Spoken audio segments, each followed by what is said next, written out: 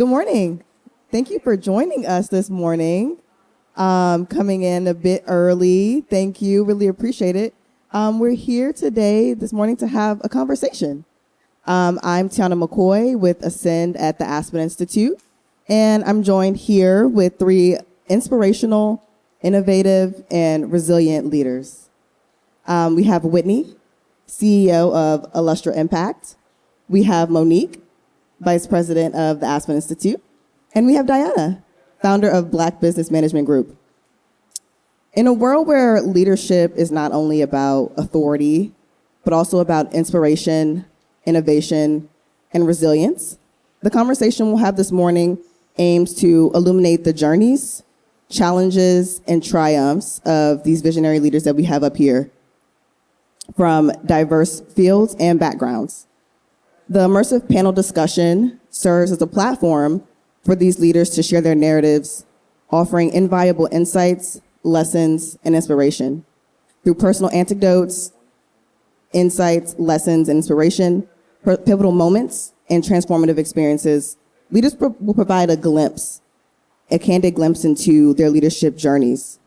From navigating adversity to fostering creativity, each story will highlight the complexities and rewards of being a leader in today's dynamic world. So the panel discussion transcends traditional leadership discourse by emphasizing the power of storytelling as a means of connection, empathy, and empowerment. So enough of me talking. I want to jump right in and make sure we have time to hear from everyone we have up here today. So I'm going to give each of our leaders up here 2 minutes to share a pivotal moment in their leadership journey that has sparked their interest of where they're interested in today. And we're going to start with Whitney. Thank you. Good morning, everyone.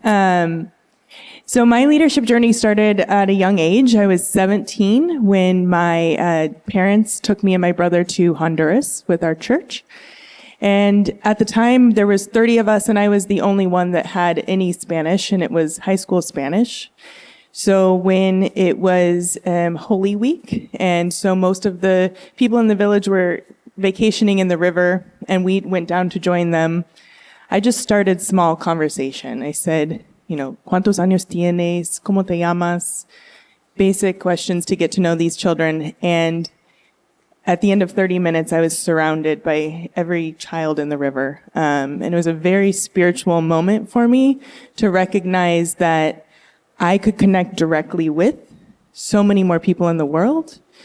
And as we then went into the village, this was my first experience as a minority in a community. I grew up in Lincoln, Nebraska, which is a very white community. And so this was the first time that I experienced what it felt like to not be in the majority. But I was more welcomed by the people in the village than in my own home. They were offering to kill their own chickens and invite me into a meal.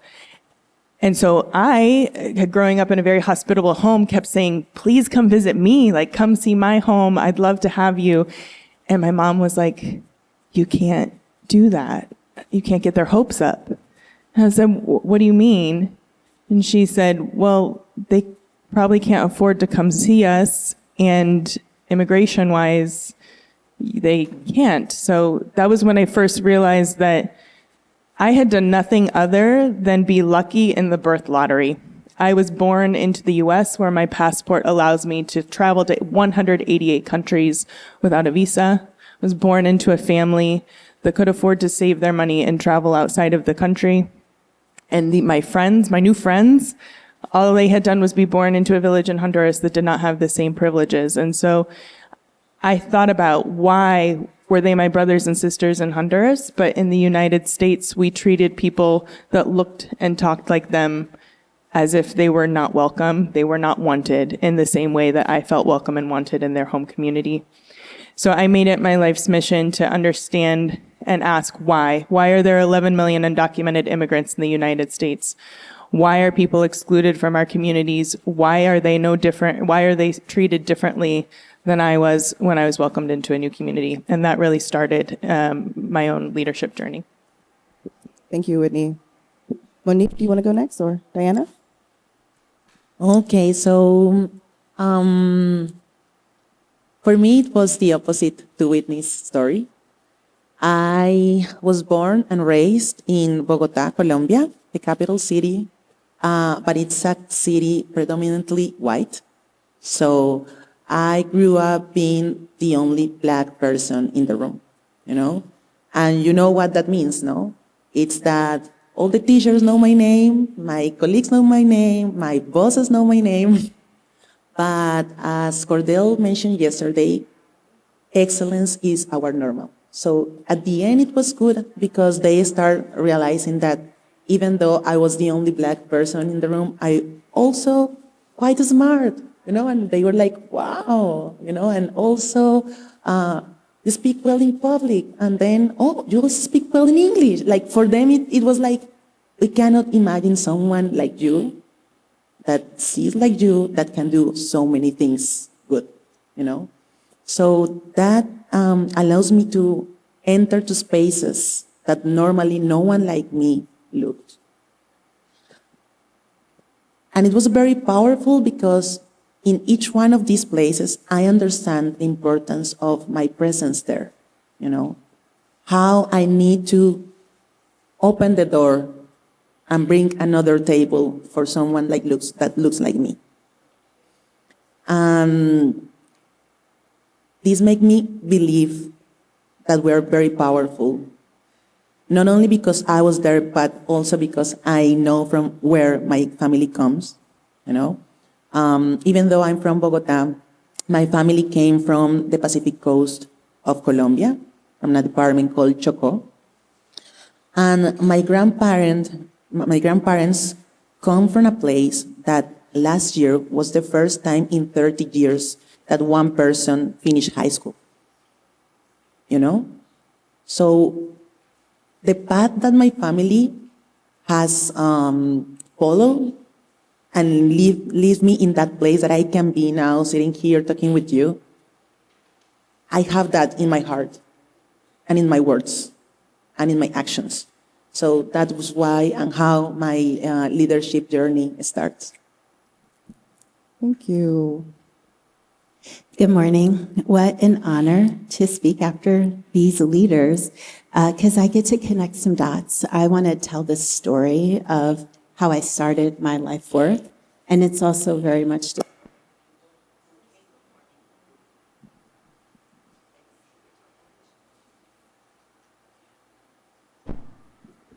Thank you.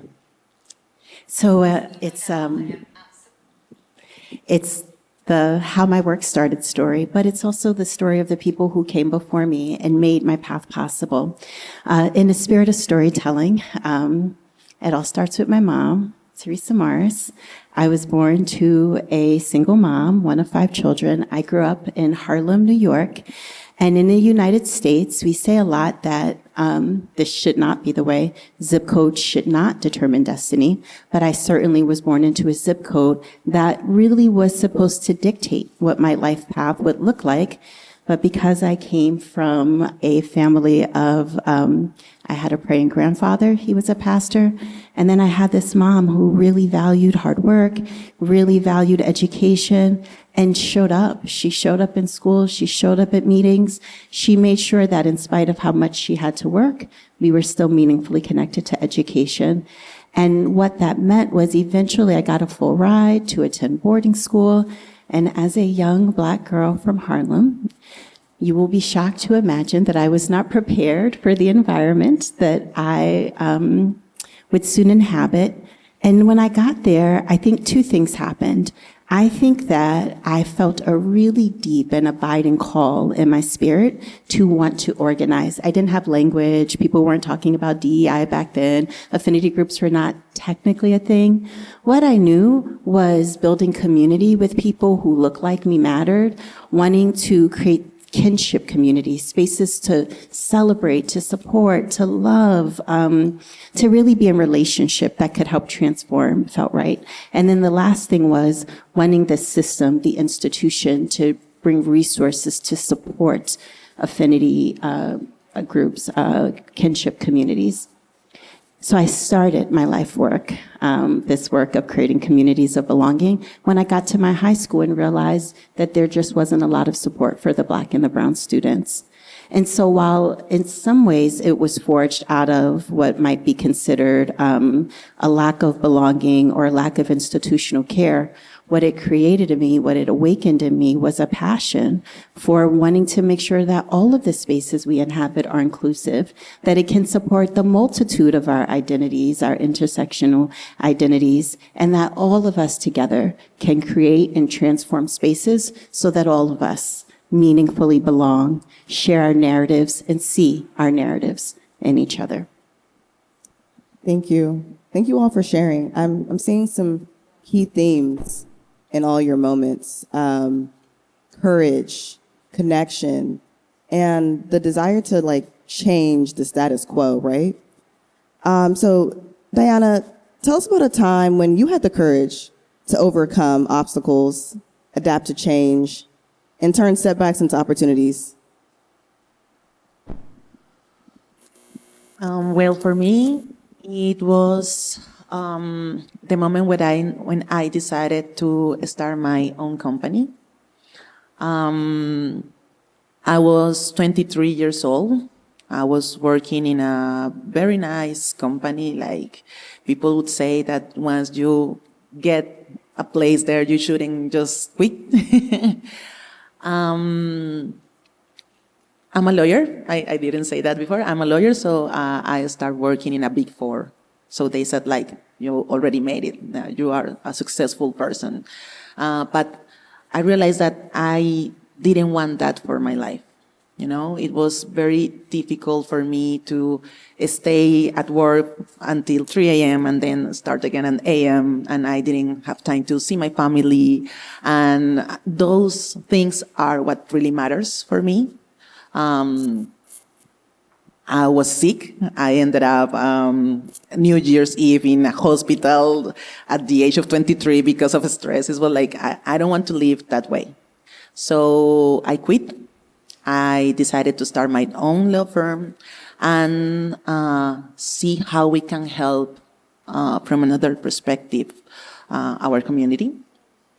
So it was also very challenging because also when I started working with the community, hey, I'm here and I want to talk with you about economic empowerment, economic prosperity. But you cannot imagine how difficult it is to talk about money in our communities. I don't know if it's the same in the United States, but for us in Colombia, it's if you're talking about money, about wealth, you're not from our team because we are just thinking about social change. And it's how can I express how important is economic prosperity and economic empowerment? So I was also rejected by the community, but I also was an outsider because I wasn't and I didn't look like someone from the corporate world. So it was very shocking for me, the moment. But then I realized that adaptability, and it's so important because even though you will receive many no's during your path, there will be someone that would say yes. And then you will find a way to continue being clear about your purpose. And you will find a way to work with people that at the first moment can say no to you. It's about being resilient. It's about working and having very clear why you're doing things. So starting my own law firm, now this holding, working with the community in a topic that is not common and, thrive in a way that I feel good with myself and my values. That's the way that I think it's very important and why I think in resilience and adaptability is so much, the basics that you need. Thank you. Whitney, that might resonate with you, right? You just celebrated 3 years of the founder of your company. And so have there been any times where you experienced setbacks that you were able to turn into opportunities? Thank you. Yeah, I think honestly, partly why I started my company was I had been interviewing at consulting firms, and what I was most passionate about was integrating social impact, DEI, sustainability into business strategy, into the revenue generating streams. And I kept seeing it was in the PR firm, they wanted to just be able to communicate better that they were doing good. They weren't making it a core part of the strategy. They were having project and programs, a DEI initiative. And so I really had to do a choice of, I had one small side contract and quit my full-time job and said, I am going to figure this out because I don't see that it exists in the way that I imagine it. And it did, and I've had setbacks in that being an entrepreneur, you're the chief everything officer. And so, you don't have all of that time to do the imaginative work that you want to all the time. And so then you're like, oh, shoot, I forgot to prospect and get a pipeline. I need to pause and do that. But yeah, I definitely relate to those resilient and courageous choices. Thank you. Diana, I want to go back to something for a second. This idea of money and not being able to, discuss it. Why do you think that is? Can you talk a little bit more about that? Oh, that's a difficult one. I think we come for a place where someone told us that we don't deserve many things, like there's a saying in Spanish, I'm going to say it in Spanish and then in English, but it's like, and it's very offensive for us, but it's like, todo lo del negro es regalado. Like all of for the black people is, give it. Yeah. And I think these thoughts at some point, they became our reality, and we're passing to each generation, So when you stand up and you want to change the system, buck the system, were something that we were talking about yesterday, or change the status quo, there's always, someone resisting that,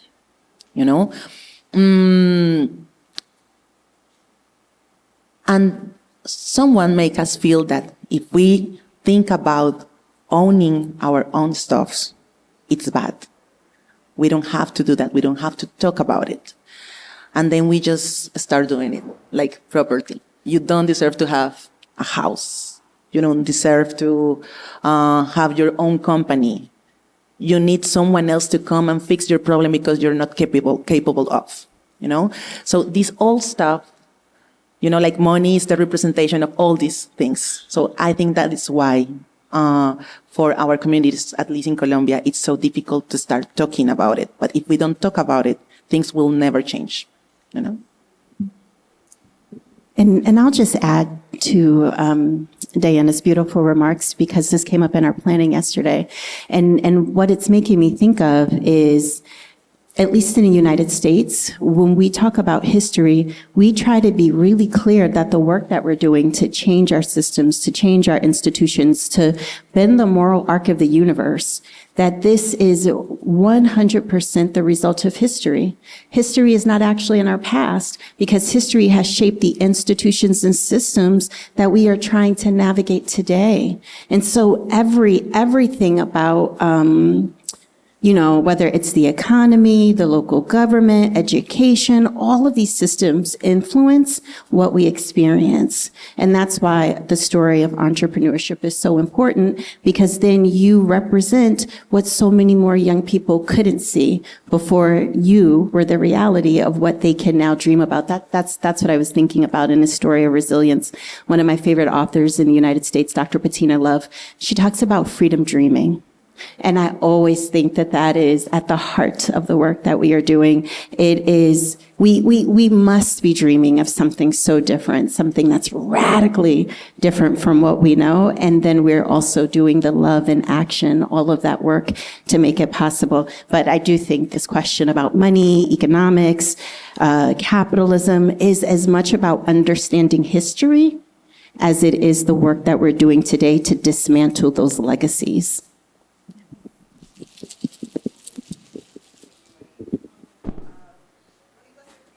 No? Hello. Okay, we're back. Monique, let's stay with you for a second. Tell us about the time when you made a bold decision. We've been talking about those a lot, how we have to make those changes, have to stand up. You took a calculated risk, or when you had the courage to change the status quo, you said, no more. Yeah. Yes. So the story that's sitting in my heart is I shared with you I went to boarding school, and I shared with you I started my organizing work. I started my life calling work there. And I also shared that the school wasn't ready for me. The imprint that it made in my heart was really two things: getting really clear about my purpose. That resonates with me, Diana, when you talk about purpose and intuition, but getting really clear about what my life work was, and the idea that we could build a future of belonging for so many more people. And what happened was, I was doing that work in high school, and because I was the only Black girl in a predominantly white space, as you were saying earlier, Diana, I was voted by my classmates as the person who most needed a muzzle. And that it went and it settled in my spirit. It took me years to even realize that I stopped using my voice, that even my breathing, my speaking was so different. And so I had some healing work to do. And I started doing healing work, again, creating communities of healing, nurture, belonging. And I got a call from my high school. My high school asked me if I would come back. And they asked me if I would help them to do DEI work that was about ensuring that no other future Black and brown children would have the type of experience that I had. And I had to dig deep inside myself, that like, if not who, if not when now. But I really had to ask myself, can I even step back into this place? And the answer was yes, because the thing that I knew for sure is I didn't want future generations of Black and brown children to have to continue to experience that level of institutional pain, institutional trauma. And I've been doing that work now for almost 10 years. Really helping the institution to transform itself. But that was a calculated choice of, can I trust my life purpose and this deep intuition, this deep calling, even if it feels very difficult.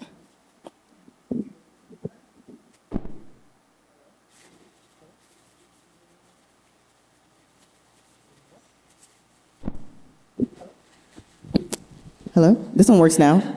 We'll just switch back and forth. It's fine. It's fine. Monique, let's stay with that idea of healing for a second. Tell us a little bit about what that means for you. What are the things that heal you? I think sometimes as leaders, that gets pushed away, pushed to the side, but it's really hard to continue leading when you have nothing to lead from. So let's talk more about that healing piece for you. All right, y'all. So I'll say two things. I think a lot about my physical practice, my physical well-being, my physical wellness. I think of with my babies, when they say something smart and brilliant, I'm like, kiss your brain. I literally make them kiss their heads. And I think about those actions, how am I physically nurturing myself, kissing my nervous system? I know it sounds kind of weird, but I really think about physical activity, meditation, but ways that I am trying to really get in touch with my soul and really make sure that my work is coming from, that's right, a place of love. That's exactly right. And then the other gift that I have are these incredible relationships. Someone put them on the spot, y'all. That's my husband right there. 20 years of marriage. Grew up together in Harlem. But community, it's about community. You know this, like it's not the journey, it's the company you keep on the journey. But I will say, between my physical well-being, time for meditation, ensuring that my work is coming from a place of love, it's 1,000% also the community that I get to keep and the people I get to do this work with on this journey. Absolutely. Whitney, I think we were talking a little bit about that before we started today, the opportunities here, well, in the U.S. to relax and rejuvenate, and they aren't so common. Can you tell us a little bit more about that? Yeah, well, first, thank you, Monique. You're reminding me, as a community organizer, everything was and is so urgent. It is life and death. We're putting our bodies on the line. We're confronting police. We're stopping deportations. We're keeping families together. We're keeping people alive. And I actually physically got to a point where my doctor said, your autonomic nervous system does not know how to relax. You're in a constant state of fight or flight, and you can't live like that. And I was having physical ailments from it. And since then, I have had to take seriously this idea of play, in addition to breathing, meditation, diet, exercise. And some people are like, oh, you really, you like to be fit. And I'm like, no, I like to be alive. I like to be able to lead from a place of peace. And it's been a real challenge to balance. I chose to move to St. Petersburg, Florida last year.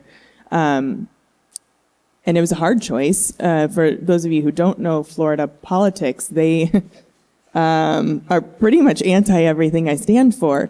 And my brother has lived there for 6 years. And when I showed up in St. Petersburg, my spirit rested. And I could wake up in the mornings and see the sun rise over the bay, and at night drive 15 minutes in the other direction and watch the sun set over the Gulf. I could be outside playing sand volleyball and building a community of play. And it's so necessary and not accessible to everyone. And that is another element of what we need to be fighting for. Dana, I want to hear about the concept of play and rest and health in Colombia.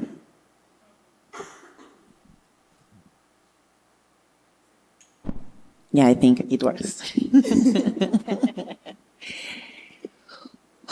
Play and rest. We love party. Like dancing. We're a really happy nation. Someone said that we're one of the happiest nations in the world. I think it's because of the resilience, like even though there's so hard things that we're living, we have this community center way to develop all our lives, like your family. We have these spaces every Sunday when everybody goes to a place and we share food and we dance. And that's the way, for me, like the way I recharge, my battery, my social battery. There's also, and it happens, it doesn't matter how much money or do you have, like in any place, also sharing, we share everything.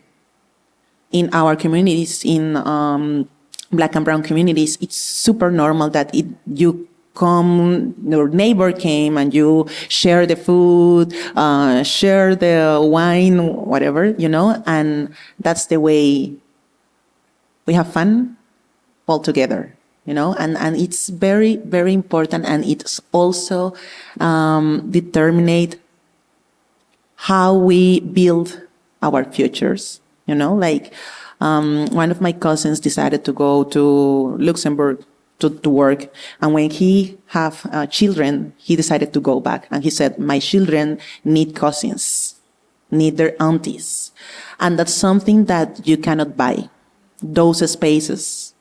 So I think that's the way we enjoy life in Colombia. Mm-hmm. Thank you so much. Let's stay with this idea of community and relationship building. Whitney, with your work, how important is empathy, authenticity, meaningful relationship building, and really understanding the stories of the people that you're working with? How important is that to you? It's everything I do. And I'll share a story that kind of demonstrates why. So when I was a community organizer in Camden, New Jersey, and this is a city that is 45% Black, 45% Latino, I was working in a low-rise apartment complex, or high-rise apartment complex for people with low incomes. And most of them were on government health care. And we were trying to work with residents to demand better because they deserved better than that building. They had mold everywhere. They had cabinets falling off. They had one bedroom for 4 children, and they couldn't control the heat. And so they were sleeping with their stoves open to be warm. And so I was visiting residents, but my employer required me to dress as well as the best dressed person I was going to meet that day, which often meant I eventually was going to meet a clergy person who was wearing a suit. So I would walk into these buildings, and folks saw a white woman dressed in a suit who looked like the oppressor. I looked like the person that came to take their children. I looked like the person that came to do their parole visits. I looked like the person who came to collect rent. And so after 4 months of visiting apartments, getting to know people, being welcomed in, one of the volunteer leaders pulled me aside. She said, I have to tell you something. They think that you're the rich white woman that no one can trust. And I took a breath and thought, man, I've really been trying to meet folks. Tell me more.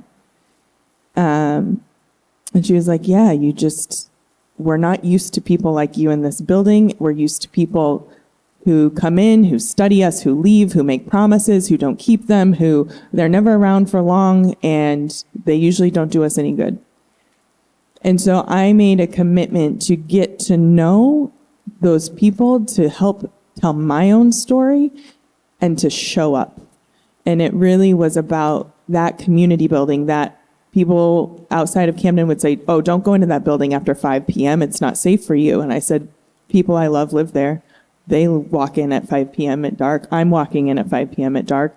We have meetings in the community room, and I'm going to show up and we're going to get shit done, because I'm not going to be the person that comes in and makes promises that we can't keep.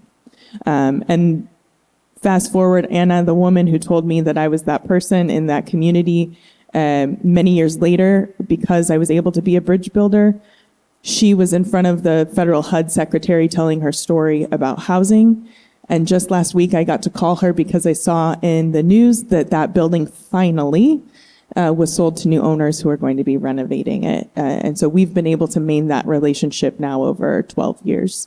But it took a lot of persistence and storytelling and connection. And trust, right? Yes, absolutely. Monique, can you tell us about how you build trust going into the community you work with? Yeah, it starts before we even are in community. So much of the work we do, I'll just really big picture share that in the United States, I lead it's called the Opportunity Farm and Fund, and in the U.S. it supports 43 rural, indigenous, and urban communities to work across systems and sectors to redesign education and careers with youth and young adults of color at the center. So looking at and understanding the history of policies in place, economic opportunity, wraparound supports, et cetera. But I would say it's about, at least for us, our core foundational values. It's kind of corny. If you go to our website, you'll see that one of our core foundational values is love, It is accountability. It's responsibility. Equity and justice, yes. But I think when you are centering people, when you're centering love, for us, it starts again before we even get there. We're having conversations with many different people across the community. We're speaking with educators. We're speaking with leaders of community-based organizations. We're speaking with youth organizers. We're talking with people at the post-secondary institution. So by the time we are able to bring different community partners together, we've been in dialogue, we've been in relationship, we've been really creating space for all of us, but really the people most impacted to be able to do problem identification, solution design, own it, in ways that also help us think about an intergenerational frame as well. So while we are talking to the community, it is a conversation across generations with elders, with parents, with caregivers, with young people. And so anyways, I think it's the values that you hold. It is the way that you move and operate and the way that you bring people together. And one of the sort of leaders on belonging in the U.S., his name is John Powell. He talks about restructuring the table, and we do that as well to ensure, again, the people most impacted are setting the table, are setting the agenda, and are designing solutions that they own and will sustain in the years ahead. So, yeah, it's like trust-based relationship at the center that's just deeply values-driven. Yeah, thank you. Dana? I would say shared purpose, you know? At the end, my community is huge. You know, we're talking about Afro-Colombian people, but I'm also talking about white people that is willing to do the job, you know? Sometimes it's very difficult because we need to do this healing process to understand that not all the people that don't look like us are not the enemy, you know? So the way you build community is understanding what moves you to do things. And no matter what is your color, your religion, if we have the same purpose, we are community, you know? And this is so powerful because, as you mentioned, redesigning the table, it's impossible if we're never in the table. You need allies. You need someone there that is willing to open the door for you, and then you have so much work to do, you know? But that's the way things work. And not only, it's not about capitalism, it's about life. It's about creating new things for the future of everybody, you know? So for me, that's it. Share purpose. That's it. Yeah, that's a big one. Absolutely. You can do anything if you share that vision, right? You're like, you know what, I think this, you think this, let's make something happen, right? Exactly. So the storytelling. Hello? Okay, we're back. The storytelling has been amazing. I'm seeing a different picture of leadership, a picture of leadership that is not rooted in authority, but in inclusivity, right? We're in communities, we're listening to people, we're understanding their stories, we're sharing our own stories. And in the spirit of inclusivity, I want to open it up to the audience for any questions, comments, anything you want to talk to our panelists about. Anyone?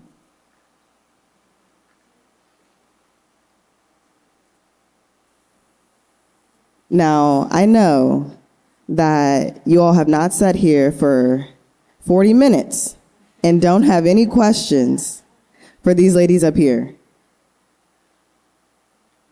Yes. Can you hear me? Okay, all right. I think they can hear me. Diana, I've always been so inspired by you and your story, and so Colombian. I'm one of those white guys from Bogota. And I just wonder, how do you see you've spoken very positively about your experience and the opportunities that you had. But how do you see the white Colombians being part of this? Because I have to be honest, I've been involved with this movement now for 2 years. I keep learning every day. And I can say that even though I'm involved in this, I still don't grasp the magnitude of the things that a big part of the population of the country are still going through. And I believe a lot of my friends and family members are very ignorant about those things.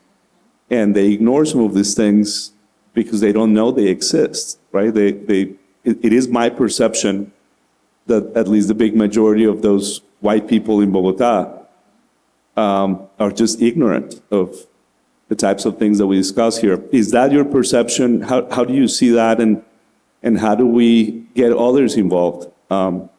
Because this cannot be only people from the diaspora talking to people of the diaspora. We got to involve other people. How do we do that? Hi, Francisco.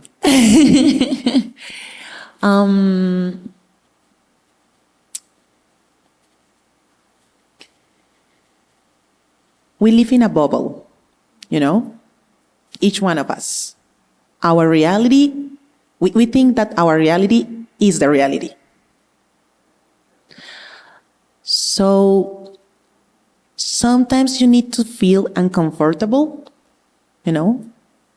So for me, it's like an invitation to go outside this bubble. I don't know if you have been in Chocó. See? Or, I don't know, that's what we need. Someone in the white community interested, like really interesting in what is going on. It's cheaper to go to Chocó than coming here, but people are coming here and not to our territories, to our communities. You cannot understand what is going on until you see it, and then you have empathy. You know? If you go, then you can talk about your experience, and that will change things. Not everybody has to go to Chocó, but when we have one person willing to do that and share their story, things will change. Thank you. Yeah. I've had a lot of those conversations over the past few days, even outside of people from different races going into communities to understand what's going on. Even people who look like each other going into these communities and really being able to understand. You don't understand how similar you are to someone until you are able to sit down, have conversations with them, see how they live, and you're like, that happens here? That's happening here too, right? So I have another question over here, but I want to, we have to go? We're done? Okay. No, it's okay. No, it's okay. It's okay. Okay, well, we're wrapping up. You see these lovely faces here. Find them out in the world. Have conversations with them, continue to hear their stories. And if you don't take anything from today besides the power and the impact that you have telling your story, that's what you should take. If you remember nothing else, remember that you should be using your voice, you should be telling your story, and you'll be able to really have an impact. Thanks, everyone.